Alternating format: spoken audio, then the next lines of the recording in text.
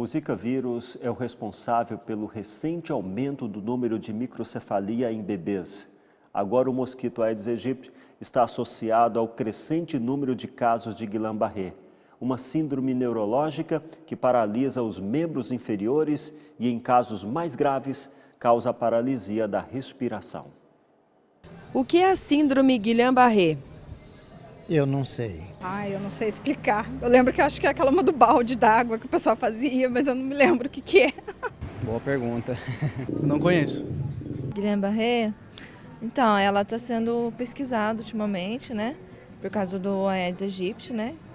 E é uma doença que ela mata rapidinho, se for, né? Se for constatada. É aquela síndrome que paralisa, né? Que paralisa todo o sistema nervoso, não é? Essa daí, né? Que vai paralisando aos poucos e vai diminuindo até que a pessoa fica assim, vegetando, né? Pelo que eu vi, eu acho que é isso mesmo. Sim, Aline, você está certa. O fisioterapeuta Felipe Lemos explica melhor. A síndrome de Guillain-Barré é uma doença neurológica que atinge os nervos periféricos de forma simétrica e de forma aguda. Bom, ela também pode ser chamada de polirradiculoneuropatia inflamatória aguda, ou seja, uma inflamação dos nervos periféricos que causam a diminuição da transmissão do impulso nervoso. Com isso, a pessoa tem alterações na sensibilidade, mas principalmente alterações no movimento. A síndrome de Guillain-Barré, ela evolui após um processo de viremia, e após esse processo a pessoa começa a manifestar as manifestações neurológicas, que são as alterações sensoriais, muitas das vezes dor, sensação de formigamento, sensação de queimação e perda progressiva dos movimentos. Essa perda progressiva evolui durante algumas semanas, até que a pessoa perde praticamente todos os movimentos do corpo, necessitando até de suporte ventilatório, ou seja, de respiradores artificiais. Bom, após um período de estabilização da doença, essa doença tende a melhorar. Ou seja, o paciente volta a tem uma recuperação progressiva dos movimentos, recuperação da sensibilidade, e isso também demora algumas semanas ou alguns meses. Essa síndrome é uma síndrome que ela é idiopática, ela não tem uma causa definida, porém nos últimos meses a gente tem visto aumentar muito o número de pacientes que adquiriram a síndrome de Guillain-Barré após episódios de infecção por Zika vírus. Nossa, complicado, né? E foi assim que aconteceu com a dona Maria Terezinha, de 74 anos, que há 5 meses perdeu os movimentos. Eu sentia dores, muita dor. Daí foi tomando medicamento e foi melhorando. Agora eu não sinto muito. Agora é só adormecimento mesmo. Não tem mais nada doendo. E é como se fosse assim, quando queima no sol que fica ardendo, assim que eu sinto na pele. A dona de casa conta que seu vizinho também está com a síndrome Guillain-Barré. Tanto que lá perto da minha casa tem um rapaz lá que ficou assim também, só que ele está inteirinho assim, até na cabeça. Muitos falam que a pessoa que teve a síndrome Guillain-Barré não voltará mais a andar, mas o fisioterapeuta reafirma. O tratamento correr tudo adequadamente, se for, tiver um processo normal, a tendência é que essa pessoa, em alguns meses, ela tenha um retorno praticamente completo às suas atividades. A maioria dos pacientes não permanece com sequela alguma e, enfim, tem uma vida absolutamente normal. No mês de junho é celebrado o Dia da Língua Portuguesa. Neste ano, a comemoração tem algo a mais. Depois de 6 anos de transição, o novo acordo ortográfico entra em vigor. Ao todo, menos de 1% das palavras no Brasil vão mudar. Mas é bom ficar atento, porque são muitas regras e documentos oficiais e provas jurídicas só valem se estiverem de acordo com a nova ortografia. Na sala de aula, os alunos ainda estão no processo de adaptação com as mudanças do novo acordo ortográfico da língua portuguesa. As dúvidas sempre aparecem. A maior dificuldade que eu tenho é mais com o uso de crase mesmo. Por exemplo? No jeito que eu posso usar a crase, em que frase, que é bastante difícil de definir.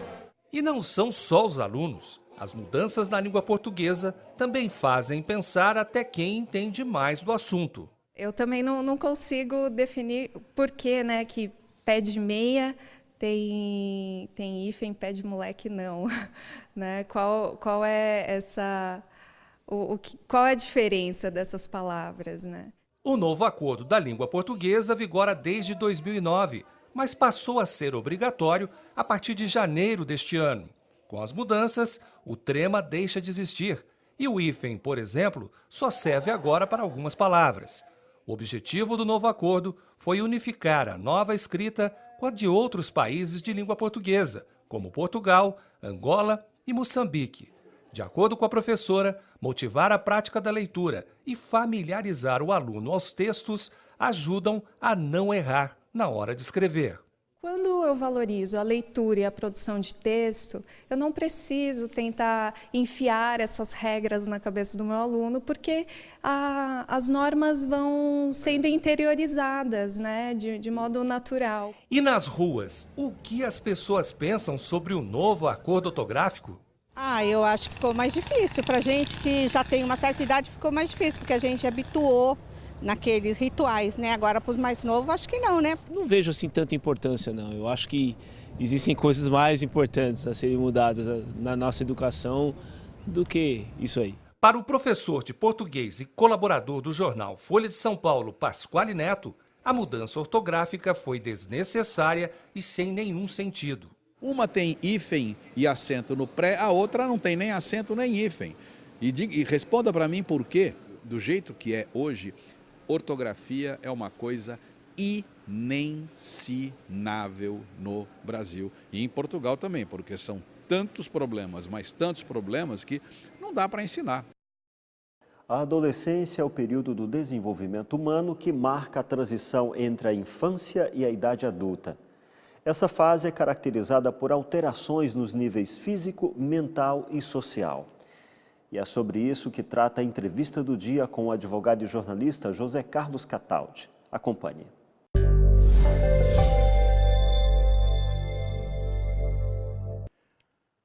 Hoje nós vamos falar sobre adolescência. Confesso que eu já passei por essa fase 3 vezes da minha vida com os meus filhos e até hoje não me acostumei. É uma coisa difícil.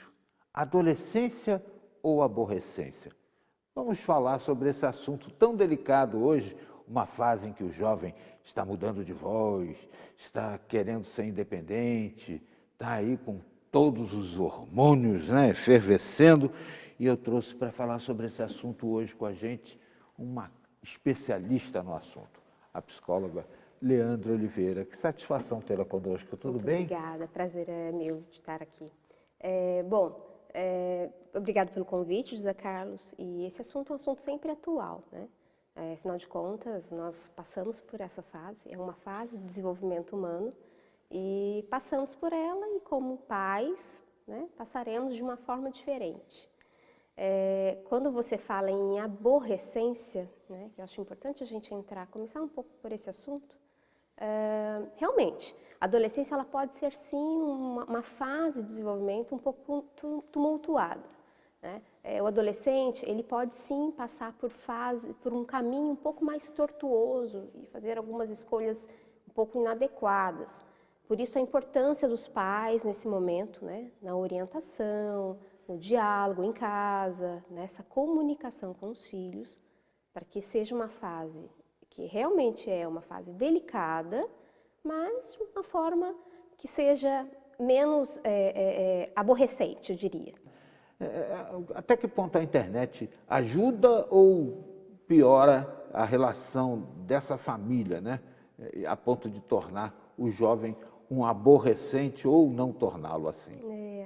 Eu acho que assim, primeiro, é importante a gente pensar que a adolescência ela caminha para a autonomia, José Carlos, né? Essa busca da independência e da autonomia, né? Por isso a importância desse diálogo e comunicação em casa, né? Pode ser também essa coisa dos pais ajudarem, conversarem e darem oportunidade, darem liberdade, eu diria uma liberdade progressiva aos seus filhos, né? Essa coisa né, vai ali que eu estou olhando, né, enquanto criança. Óbvio que isso vem lá da infância, que se eu lá atrás também não ajudar meu filho a desenvolver certas habilidades, a ter um pouco de autonomia para fazer certas coisas sozinho, na adolescência as coisas só vão piorar. Estou dizendo toda essa introdução para eu entender que assim, a internet, né, as redes sociais, né, elas são muito atuais, José Carlos, e não são do meu tempo, né? Eu não peguei essa fase há uns 20 anos atrás. Então, por isso eu disse a você que é importante essa questão desse inovar, né? De eu me informar, de eu rejuvenescer junto com os meus filhos. Então, isso é atual, não tem como eu falar, não, meu filho não vai entrar na internet, ou ele está ali, mas ele está em casa, não está saindo, deixa ele na internet. Então, a gente tem que estar sempre de olho, né? Está na internet, o que está fazendo? Eu não digo uma vigilância 24 horas por dia, mas eu preciso estar atenta né, nessas redes sociais, né, o que escreve. Sabe o que eu noto também? Eu noto que no jovem há uma necessidade muito grande de se afirmar e buscar certezas no futuro, tipo, que profissão eu vou seguir. Essa coisa deixa uma ansiedade preocupante, né, no jovem, penso eu. Mas eu vou lhe pedir que a gente aborde esse assunto na volta da nossa entrevista. Ok. Leandra Oliveira está conversando conosco sobre adolescência e aborrecência. Você precisa acompanhar.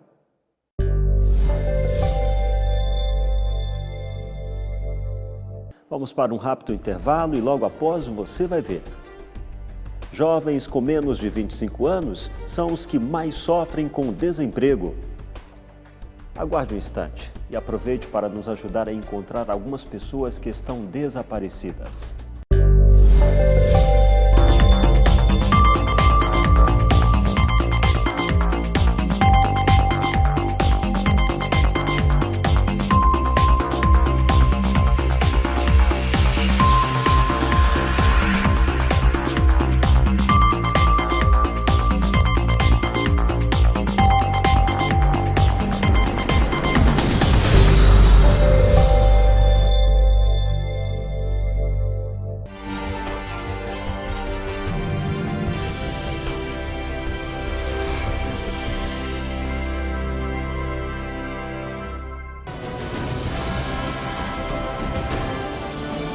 É nossa terra no ar.